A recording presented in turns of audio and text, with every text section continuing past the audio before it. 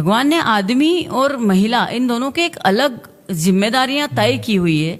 तो हमको इस प्रकृति को आगे ले जाना है। अगर हम हर चीज में सोचेंगे महिलाएं कि नहीं हमको आदमी की बराबरी करनी है, तो फिर कहाँ जाएगा ये समाज। अगर आप किसी डांस में या डिस्को में जाते हैं तो वहां पे कपल एंट्री क्यों होती है? क्योंकि अगर महिला एक आदमी के साथ रहेगी तो वहां पे नॉनसेंस होने के चांसेस नहीं है। अगर महिला ही नॉनसेंस करने लगेगी तो फिर ये समाज कैसे चलेगा, संस्कृति राष्ट्र कैसे बचेगा? फिर तो सब कुछ खत्म है। आजकल महिलाएं नशा भी कर रही है, तो भाई आदमी को थोड़ी बच्चे पैदा करने, महिला को बच्चे पैदा करने ना। उसकी जो फर्टिलिटी पावर है वो खत्म हो रही है। आईवीएफ सेंटर खुल रहे हैं इतने सारे। तो आप नशा कर रही हो, सिगरेट पी रही हो कम एज से, तो आप क्या कर रहे हो? बाद में आप अपने शरीर के साथ खिलवाड़ करके और फिर ये सेंटर में वो सेंटर में बच्चे डिफेक्टिव पैदा हो रहे हैं, क्योंकि आपने अपने शरीर की वाट लगा ली पहले ही। आदमियों से बराबरी कब तक करनी है?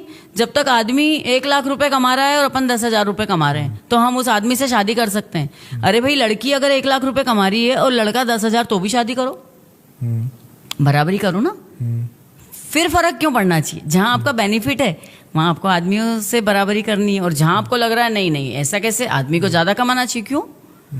अब जैसे एक कार्यक्रम में थे हम लोग, तो एक प्रोफेसर साहब कहीं से बड़े खड़े होके बोले, मेरी बेटी भी 1 लाख रुपए कमाती है और मेरा दामाद भी 1 लाख रुपए महीने कमाता है, पर मेरी बेटी रोटी बनाती है, मेरा दामाद रोटी नहीं बनाता है। कल को आप बोलोगे कि दोनों एक जितना कमाते, मेरा दामाद प्रेग्नेंट होएगा, बेटी नहीं होएगी।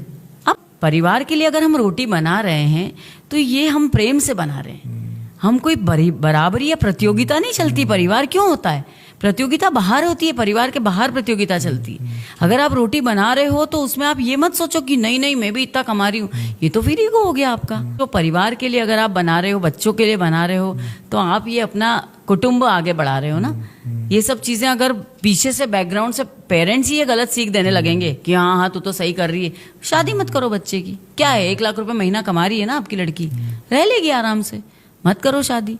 क्योंकि हम जब शादी करते तो आपस में एक दूसरे को कितनी बार कॉम्प्रोमाइज करना पड़ता है, समझना पड़ता है।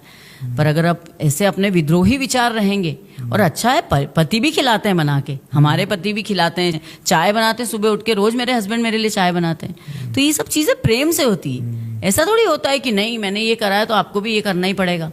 और हस्बैंड से भी मैं यही बोलूंगी कि अगर वाइफ की तबीयत खराब है या कुछ काम है तो आप लोग भी उसमें कॉम्प्रोमाइज कीजिए, आप लोग भी उनकी हेल्प कीजिए। ऐसा नहीं है, पर ये कोई बाउंडेशन नहीं होनी चाहिए। किसी भी रिश्ते में अगर बाउंडेशन और कोई कंडीशन हो गई फिर नहीं चल सकता वो रिश्ता।